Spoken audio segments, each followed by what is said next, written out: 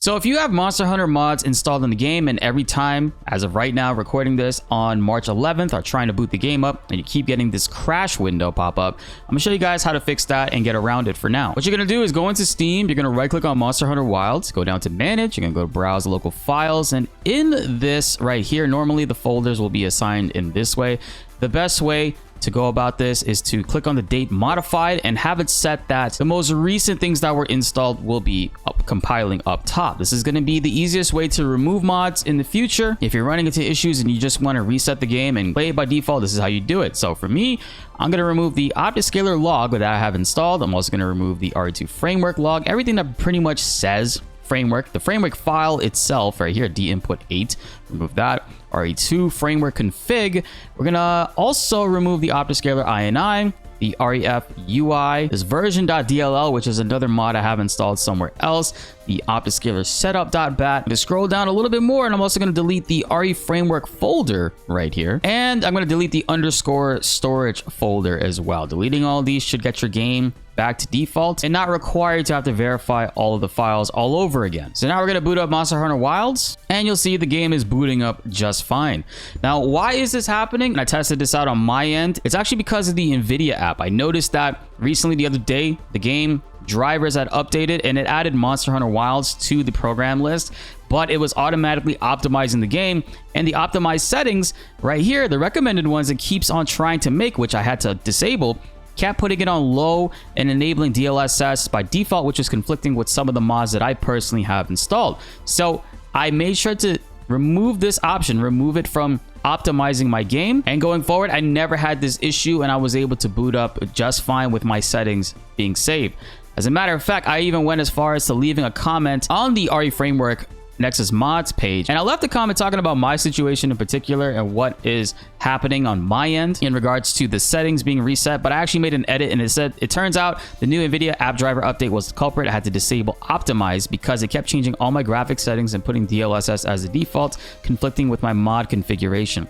Oh, as a matter of fact, I should edit that again for Monster Hunter Wilds. So it seems like the NVIDIA app update is causing that issue for myself, and I hope that if you guys are experiencing the same thing, you give that a shot and see if that works out for you and it stops changing your settings on every single boot up. It's a big problem for me because some of my mods don't work with the DLSS in-game setting because of the way that I'm forcing DLSS in another way. If you guys want to learn how to do that, I talked about it in a previous video. I also saw some of you guys were commenting, talking about, if you found any of this helpful, please hit that subscribe button and notification bell to help raise that 38% even higher. This week, we're back to grinding out more content, and we have a lot of guides and tips for in-game stuff coming your way. You don't want to miss out on that. A funny situation with the Monster Hunter devs, there's actually a typo within the game's official file. So if you go into Monster Hunter's like base folder and you go into the config.ini, you double click that and you bring it up here, you can actually customize all the graphics settings within the game even further than you can from the game's menu. Now, what people are talking about here is if you press Control F to find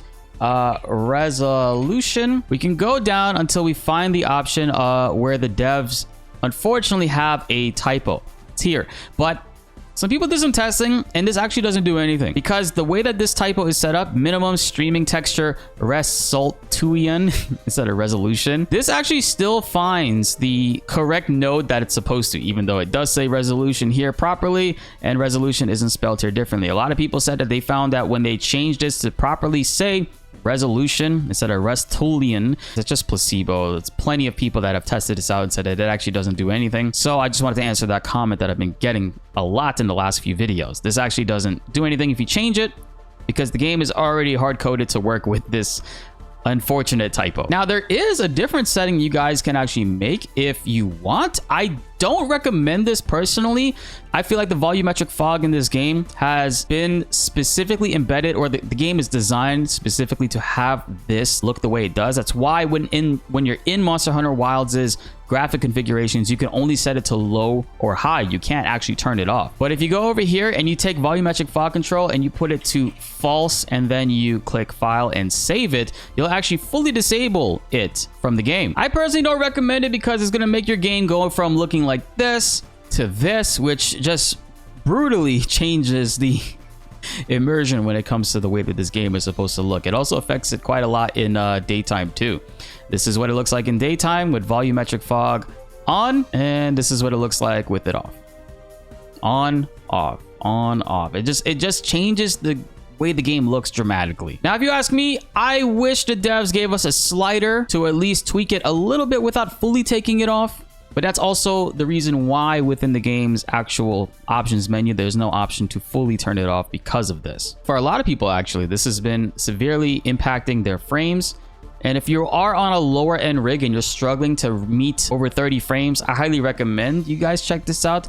If you're over 60 already, I don't think that this is the type of change you should be making, because I personally am not a fan of the way that this looks. I think the volumetric fog is something that the game was designed around, and disabling this does take away a lot from the game's visuals. But if you don't care about that and you just want more frames, by all means, that is how you do that, and that's the option you would go for. Then you guys are going to have to go ahead and click save the config file, and then you close that out, and then when you boot up your game, your volumetric fog should be disabled. If you guys have not secured Monster Hunter Wilds yet, the game is still on a significant discount on Instant Gaming. Right now, you can get it for $59. The Deluxe Edition is $75, and also the Premium Deluxe Edition is $91. The Xbox version is available on here too. And we got to give a major shout outs to Maximilian Dude for this one, bringing this to our attention. Disable Lens Distortion mod. Lens Distortion is something that's baked within the game's engine, and you can't actually tweak that. However, with RE Framework, you're actually able to adjust it, and it does make the game look visually much sharper when it comes to your character and also things within the background. This is what it looks like with Lens Distortion enabled, and this is what it looks like with it disabled. You'll see the character did get a little bit more detail and overall is much sharper. I'm gonna go ahead and install this because, man, I have done a significant amount of performance updates, but visually we won't be seeing anything until really truly official updates come from Capcom. But this is so far seemingly a really good one. So I'm going to go ahead and click the manual download for this one. It's going to say you need RE Framework in order for this to work. We're going to go ahead and download it. Go slow download. It's only a 1 kilobyte text document file. So I'm going to open it up, and you'll see it's actually going to be a folder that goes within RE Framework to put this lens in there. So to easily install it, we'll go back to this RE Framework base, and you'll see within Monster Hunter Wilds, what we're going to do is take this RE Framework folder and we're going to drag it into here, and it's going to add the disable lens script to it. There's also another really cool mod. This is completely optional. This is not performance at all. It's just a quality of life thing. But in camps, you do get a glow buff sometimes when you're leaving them, where your character is perpetually glowing red, depending on the buff that they have received. You could actually disable that and just have your character look consistent no matter where you are. And you can fully customize this within RE Framework. You press insert on the RE Framework tab, and then you can change it so that the persistent buff glow can hide attack glow from item buffs, weapon buffs, or palico buffs. Again, completely optional. You don't need to actually do this, but this is there if you do want to try it out, and I'll be linking them all down below. The modder also did an update to include dual blades demon mode. So if you don't want to have that look over for demon mode and dual blades, you can do that, but I feel like I would kind of want to have it on, so this way I know if I'm in demon mode. So I'm going to go to files and manual download, and again, this is going to be a script, so it's going to be a very small file, 3 kilobytes. I'm going to slow download it. Now that we have it opened up, you'll see it's the same thing, persistent glow removal. As a matter of fact, we'll open up the RE Framework folder, we'll go into auto run, and we'll add the script in it in that way. Now we have 2 scripts running within the game. Now we're booted up into the game, and this is what it looks like with the Lens Distortion mod enabled. Well, script more like, alongside the buff glow removal. And also, in order to tweak that, you can press insert, and it'll bring up the RE Framework tab. It brings up OptiScaler for me because I have that currently installed, but you can go down the RE Framework tab, and to also make this a little bit bigger, go to configuration, and you can raise the font size, which will actually make the window a little bit bigger on the bottom right too. You can drag it. I'm gonna scroll all the way down to script runner, and you can see and select which current scripts are running. So right now we have persistent buff glow removal and disable the lens issue.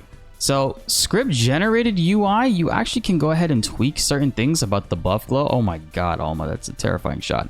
Click on that. It's gonna bring up another window, and you can choose to hide or not hide certain ones that you don't want to see, like the item buffs in particular, weapon buffs as well. So if you want to enable certain ones or hide it, palico buffs and frenzy effects too. So all of that stuff is here, and you can tweak it. And I think personally, it makes the image quality look a lot sharper now that we have the disable lens distortion script installed. So major shout outs to Maximilian Dude for bringing that one to our attention. He made a video about it, and I genuinely like it. I like it a lot more than what I was running previously. Unfortunately, it's a shame that we have to keep on messing with mods for this game, but performance updates and tweaks and stuff of that nature is not going to be coming as quickly as most of us would like. It's going to take some time. I know Capcom is working on it. There's no exact timetable on when we can expect it, but we do know those things are in the works. So I'm hoping that sooner than later it appears and helps us all out. If you guys have a friend that's running into these issues, please let them know and comment down below if there's any other issues that you guys may be coming across. Be sure to like the video if you enjoyed and subscribe if you are new. More Monster Hunter videos are on the way and you don't want to miss them. My name is BltzZ and thanks for watching.